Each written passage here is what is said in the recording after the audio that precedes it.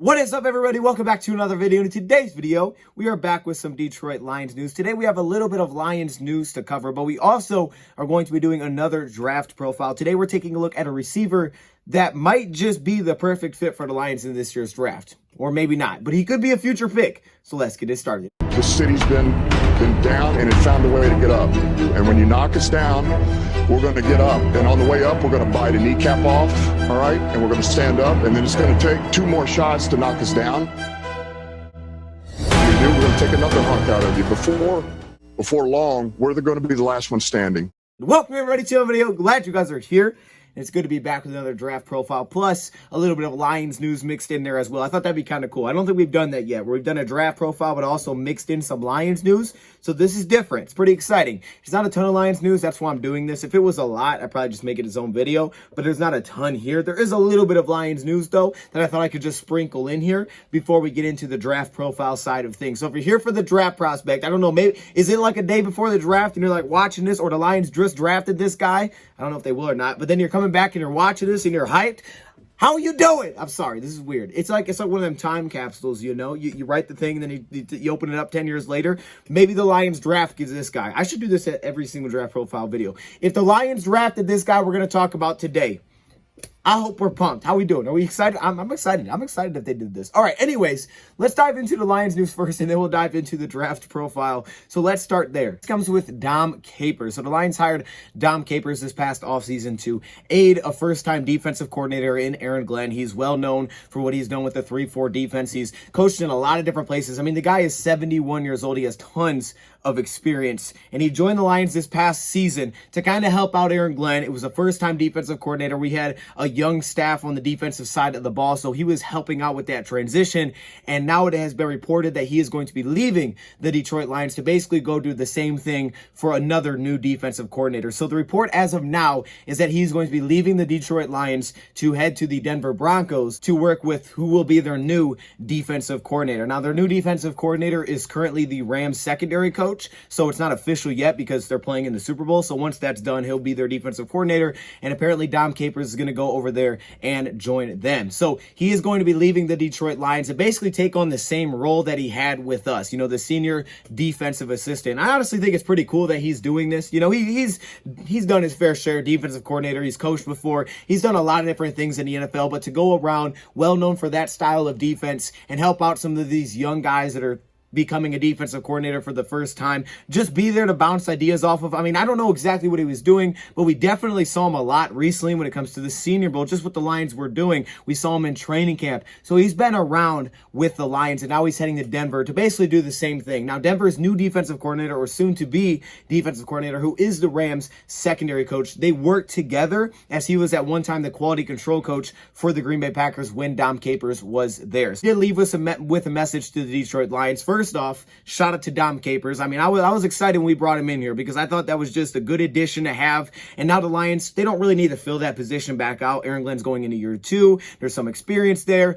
Hopefully, the Detroit Lions are going to be retaining all of their defensive coaches. It seems like that could be the case. Now, unfortunately, we thought maybe we were out of it with Aubrey Pleasant. Maybe Aubrey Pleasant, you know, we're good to go, okay? The Vikings didn't hire him, so maybe Aubrey Pleasant's going to stay here. But then all of a sudden, we get the news right after that the Saints interview Aubrey Pleasant for their defensive coordinator position. New Orleans Saints took their defensive coordinator and made him the head coach as Sean Payton retired. So now they need to fill out the defensive coordinator position, and apparently they interviewed Aubrey Pleasant for that spot, and it sounds like he may be one of the finalists for that position just from what I've seen on the Saints side of things. So again, I don't want to lose the guy. I understand if he gets an opportunity to go be a DC, go be a DC. I mean, that's probably where he eventually wants to get to anyways, and that's probably his next step. He's done a fantastic job, but as we said in the other video, I don't want to lose this guy. So we'll see how that plays out. I hope we don't lose him, but if he gets the job, then it's understandable because he has done a fantastic job in the past, and that would really be his next step. Again, I would like to keep everybody though, but with that being said, Aaron Glenn, he was passed on the 2 places he interviewed to be a head coach. So he's coming back as the Lions defensive coordinator. So now Dom Capers is going to move on. He's going to go to a different place. Distance is kind of that, you know, vet, really the coach vet that's just overlooking everything. But Dom Capers left with a message of the Detroit Lions. And this is what he said. He said, believe me, everything was positive here. I love Dan Campbell. And I thought Dan did a great job this year holding this team together, keeping them fighting. And I thought AG, Aaron Glenn, I think through a lot of adversity and player movement and all of those things, did a really good job. I thought we played our best football at the end of the season, which, having started 2 expansion teams from scratch, you've got some experience having to fight through that. I just feel like the arrow's pointing up and everything heading in the right direction here. Dom Capers also went on to say, speaking of Aaron Glenn, he's on good grounds here. He's got a good defensive staff, and the guys are competent. They are fun to be around. I enjoyed the heck out of this year, even though we didn't have as much success as you'd want. I was hyping we got Dom Capers, so shout out to Dom Capers for everything, but now he is moving on. So I want to start off with that, and then, of course, hopefully we don't lose Aubrey Pleasant. That would be tough. That would be really tough, man. Oh, snap. I don't want to lose Aubrey Pleasant. Come on, Aubrey. You're literally our pass game coordinator. I don't know if that's a normal thing to be a defensive coach and be our pass game coordinator, but you're that. Come on, man. Don't leave. We'll see how it goes. Either way, that's the main news that I wanted to hit on first. According to the preseason odds I saw today, the Detroit Lions are plus 10,000 to win next year's Super Bowl. Actually, 28th in the NFL, which is, it's not bad. So maybe this is the time to get on that before people start realizing that we're legitimate threats. Okay, maybe not. I don't know. The point is, before this season, the Bengals were plus 15,000 to win the Super Bowl. So I just want to throw it out there. You know, I think it's the same thing. Plus 15,000, we're plus 10,000. So what does that tell you? I don't know what it tells you, but I thought I'd just throw it out there. Now let's talk about a draft prospect, okay? A draft profile video. And this is a receiver that got a lot of attention during the Senior Bowl, after the Senior Bowl. But we did that video before the Senior Bowl, previewing the receiver position. And this was a guy I was pumped to see. I was pumped to see really everybody, but this is a dude I was pumped to see because of his height, his speed, and the fact that he played kick returner position really stuck out, what he could do after the catch. His numbers don't blow you away when you look at him. He played in 11 games last season, had about 800 yards receiving. He was on an FCS team. You know, you would expect the numbers to be much bigger there. A lot of attention after the Senior Bowl. He's been brought up many times, especially around Lions discussions. So I thought this would be the perfect time to talk about this receiver prospect. Our receiver is Christian Watson out of North Dakota State. All right, you may have heard of him. You may not have heard of him. He did compete in this year's Senior Bowl. He had a couple of grabs in that game. I think he had 2 receptions and they took a shot to him and it was incomplete. He probably could have had a touchdown, but Kenny Pickett kind of underthrew it, so he had to go down and scoop it up off the ground, which was, it was still a nice grab, picked up and then ran afterwards. But he's a 6'5". That's right, 6'5", 211-pound receiver. He's one of the taller receivers in this class, and his 40 time is projected to be 4.38 seconds, at least somewhere in that range. And when you watch him, you could expect that that's probably about what his, time is going to be. So just by those alone, just those measurables, it has to get you excited. You know, anytime you got a tall guy that's that fast, it's like, oh shoot, what could he be at the next level? Today, this week, I spent a lot of time just diving into receivers. I got to put this on doseofdn.com. Again, check it out if you have not. I put draft profiles for prospects on there, like things I like, things I don't like. I'll have to go through and put these on for the receivers, but I did watch a lot of receivers one day this week. I spent the entire day doing that.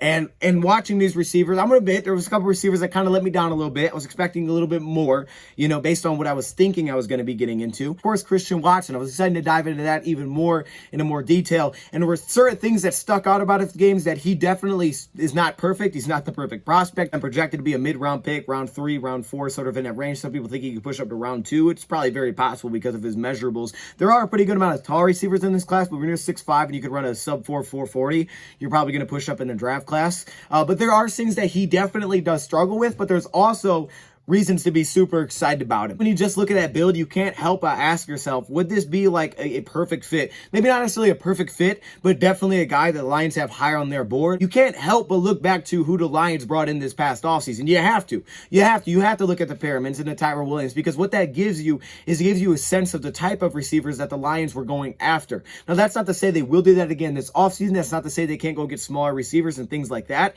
but just that type, right? They went and got guys, not even just those two, but even throwing the Damian Ratleys and Khalif Raymond. He was on the shorter side, but Khalif Raymond's one thing that was a common theme with receivers the Lions went after this past offseason was speed. They wanted speed at the receiver position. So immediately with Christian Watson, that sticks out. And then, of course, the size. And I brought it up many times. The size with Jared Goff, I think, is really important. You go back to what he had at Cal. This past season, he played in 11 games. He did have an injury that forced him to miss the last couple of the season, which we'll get into. But he did play in 11 games. He had 43 receptions for 800 yards, exactly 7 touchdowns, averaging 18.6 yards per reception. Now, remember, for North Dakota State, they did lose Trey Lance. That was their quarterback. So in 2020, he only had 18 receptions for 437 and 1 touchdown. And in 2019, he had 34 receptions for 732, which is 21.5 yards per reception and 6 touchdowns.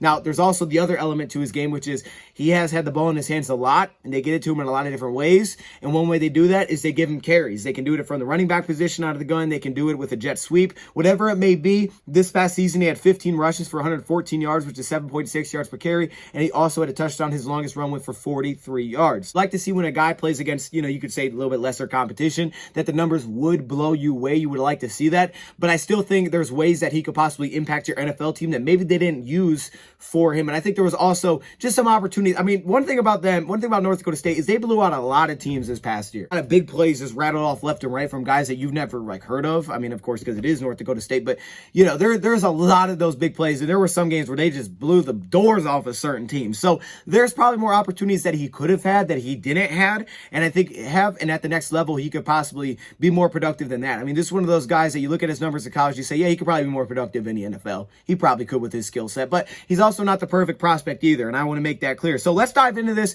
Let's talk about Christian Watson a little bit. What is his scheme fit? Let's start there. So Christian Watson was mainly an X receiver at the college football level, yet he played in a lot of different spots, and that included lining up as a running back out of shotgun sets, playing in the slot receiver position. He really played at every spot, sometimes at the Z receiver position. Kind of gives you St. Brown vibes because he did line up kind of everywhere, but I would say his main spot, like if you had to put him at a main position in college, it was the X receiver position. However, there is versatility within this, and you have to get him involved in different ways. I've seen people throw out Deebo Samuel stuff, and we'll get into that. I also think there's ability to line up as a Z receiver, play off the line of scrimmage as well. When you think about a skill set, actually, I think that could actually suit him better in certain scenarios until he develops maybe more as an X receiver and maybe bulks up a little bit, because he is kind of a slim receiver. Off the line of scrimmage could actually benefit him, allowing him to use in motion a lot, get behind the line of scrimmage, things like that. So I would say there's a pretty high versatility here, but his main position was X. So if you look at a team like the Lions, who was our X last year, it was Josh Reynolds when he came in. So it'd be that position, but really the ability to play both, get in the backfield, line up everywhere on the field is pretty beneficial. So I wouldn't pigeonhole him to one spot, but I would say X is probably his primary receiver position, meaning that he's on the line of scrimmage. So 6'5", 208. He is a senior, so he's played there for 4 seasons. He's coming off an injury. He had a hamstring injury at the end of the season, which caused him to miss the last 2 games. That is something to keep an eye on. But again, he did participate in this year's Senior Bowl, and he made some big plays. So let's dive right into this. We're really going to break this down into 3 main categories. We're going to talk about him as a route runner, him catching the football, and then of course what he can also do once the ball is in his hands. That may be the most exciting part of him as a prospect. So let's start with his route running first. I would say this is the area that definitely could use the most improvement at the next level. It's an area that also probably has some limitations within his game at the next level, but it can be improved upon, I would say. But this is maybe the most unpolished part of his game. So let's start there, and we'll also kind of throw in release as well. And we got to see this in the Senior Bowl, which is exciting. We got to see some one-on-ones, and I think it really showed what he's good at and maybe what he's not so good at. Probably some limitations for him as a route runner, being that he's 6'5", and some of his cuts and things like that being able to sink. However, I have seen a guy like Justin Ross do it at an extremely high level. He's 6'4". That's what he's listed as. Now, big difference here is that Christian Watson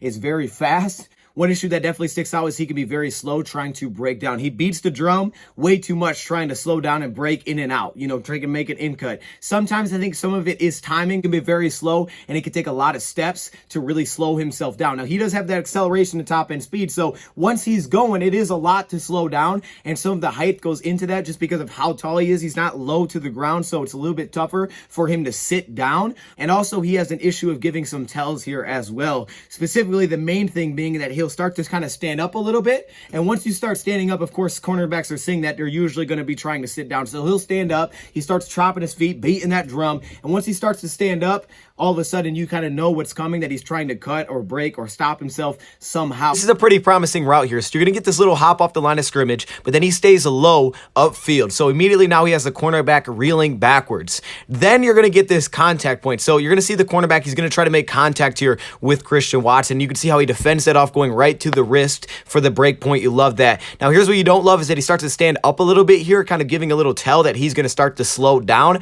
However, what you like is the sink. You see how violent this is, you want this break to be violent, chin down, maybe keep those R's pumping, but there could be some limitations, as you can see, maybe with that sink, how low he can actually sink in these cuts, but this is a pretty promising rep. You kind of see the same issue show up sometimes very early in routes. You specifically saw this at the Senior Bowl because of some of the routes they were trying to ask him run. These were routes that you didn't see him really run at North Dakota State. It was fairly limited as a route tree at North Dakota State. I mean, you saw some hitches, you saw some curls, mainly you saw a lot of shots over top, sometimes some smokes, just a lot of stuff underneath, just get them the ball in his hands and let him go. But it wasn't a lot of underneath, intermediate, a lot of cuts. You didn't really see him do a ton of that, and that's understandable being at his size. We're asking him to run some routes just to see, how well he could do it, that he really didn't do a ton at North Dakota State. And you can see it early in routes as well. As the cut and sink his hips, you'll see his legs shoot out. His outside leg will shoot out instead of staying, within stride and underneath. It'll shoot out and down and sink within routes to make a cut. And at that point, he loses balance completely. There was one rep at the Senior Bowl where this happened,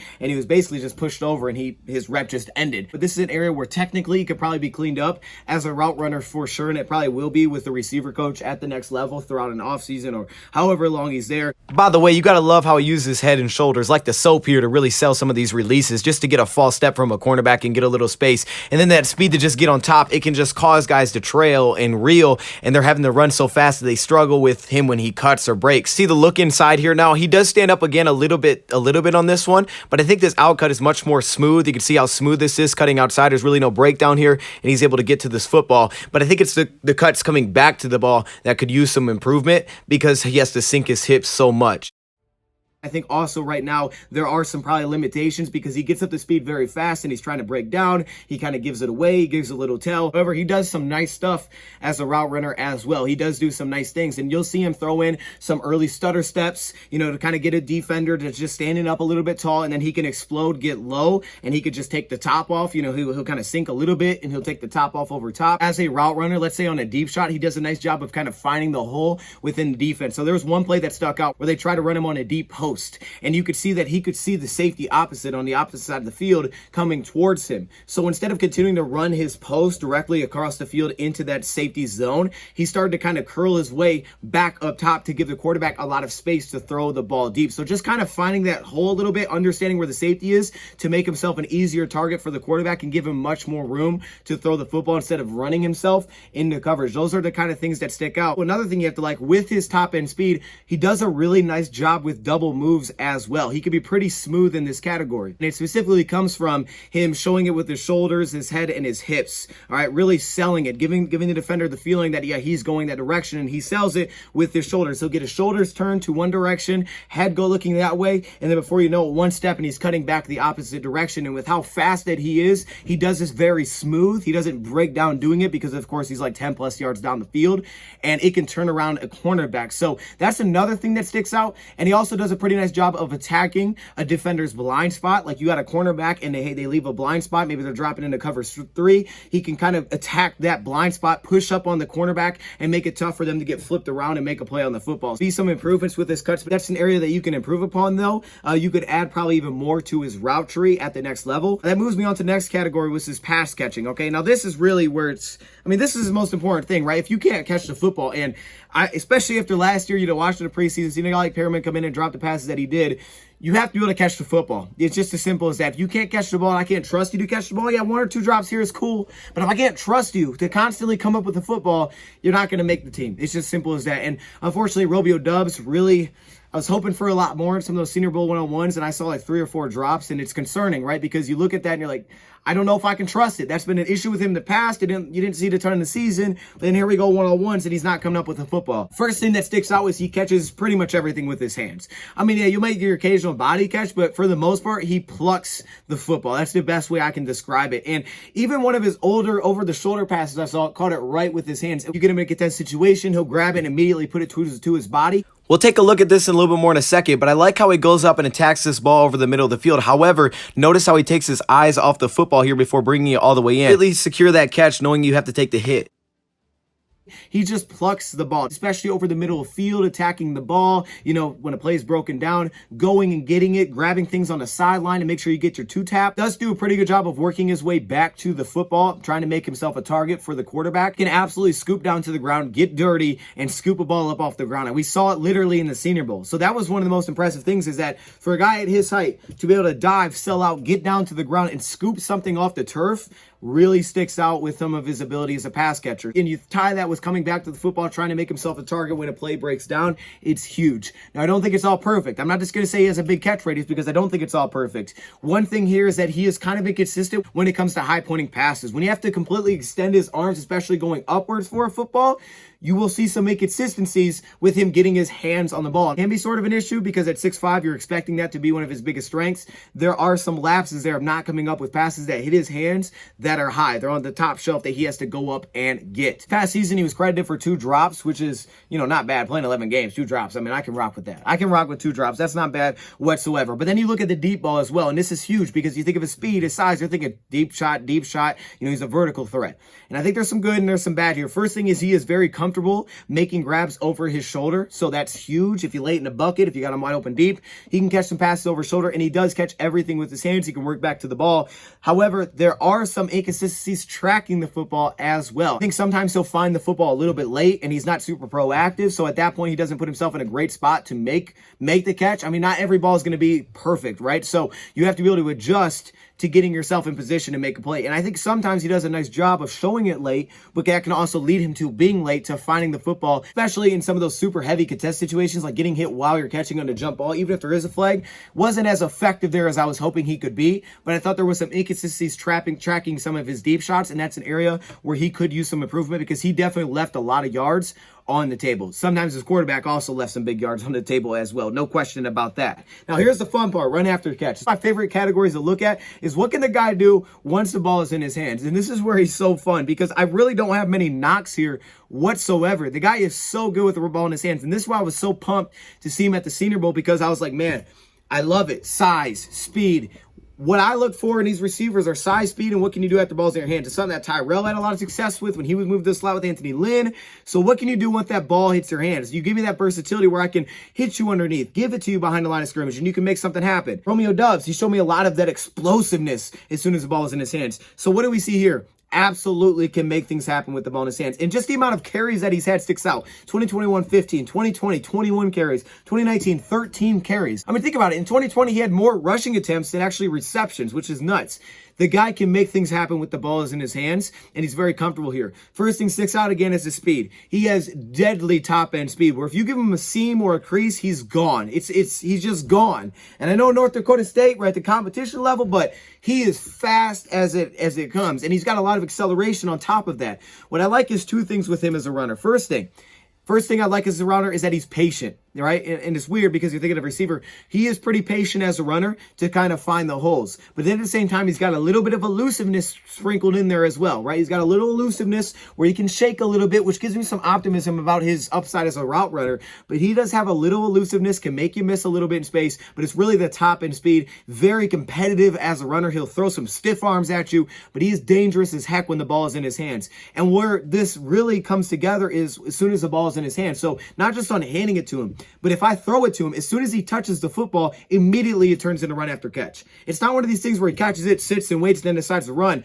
It's immediately grab, tuck, and go. And he's trying to pick up extra yards. And you saw in the Senior Bowl when it's a low pass, picks it up. You're thinking, oh, college, they're always down. Gets up and starts taking off and runs. It's the immediate transition to catch and run, which is so exciting. And he's constantly making things happen once the ball's in his hands. It is dangerous because he covers ground fast, 5-10 yards. I mean, he's picked up in split seconds where it's just like, bam, bam, he can just turn it out. So you can't give the guy space. And I think this is why people are like, hold up, could he be the next Deebo Samuel? Because they'll line him at running back. They'll hand him the football. They'll let him get an outside sweep, right? They'll get him outside the tackle. They will pull linemen in front of him. They'll just hand him the ball. I think what you see with North Dakota State is they had a lot of playmakers and weapons, but they wanted to find a way to get him the football. And that's why people said things about Deebo Samuel. The biggest difference to me with him and Deebo is the build. He is much slimmer than Deebo Samuel. Could build it up a little bit, maybe get a little stronger, fill out his frame a little bit more, just so I could trust him with getting that many touches. I'm gonna be honest. I am a little bit nervous with some of the carries because I don't want to give a guy that many touches as my receiver. So I'm a little bit nervous. If he can bulk up a little more, I'd be a little bit less nervous with what he would be with the ball in his hands and being able to give him those consistent touches. But I understand it because of just the amount of positions that they would line him up and just give it to him and let him go to work. Also, the kick returning aspect. He's played kick returner too, so he has that vision, the patience, and that top end speed to just go. Find a seam and go, right? He's not a running back, but he's scary with the ball in his hands. And that's my favorite part about his game for sure. And that throws you on to other. First thing, you can honestly title this. This could be your headline with him. It's a receiver, so you don't want it to be. But he is so good as a blocker. Man, is he fun to watch. I mean, he brings to me that mentality, right? The St. Brown mentality, maybe even to another level. He uses the speed to block. And you're like, hold up. This dude, I don't know if I've seen another receiver, at least not in this draft I haven't, that will go across the entire field to block somebody. And he's literally springboarded touchdowns because he's just ran with the play. I think he likes to celebrate in the end zone, so he wants to catch up to the running back or whatever it is that has a big run. But he'll get in there and block. Takes a lot of pride in his blocking, credited a lot of that for Senior Bowl. But if you watch him, he will hit people. And I think what combines is that he's very competitive. You see him kind of get some trash talk going on with corners. He's talking to people after the play. Very competitive, and he is a very willing blocker. I love it, man. This dude will hit somebody, and at the same time, he's always looking for work, like to another level. Don't just take that, as the base level.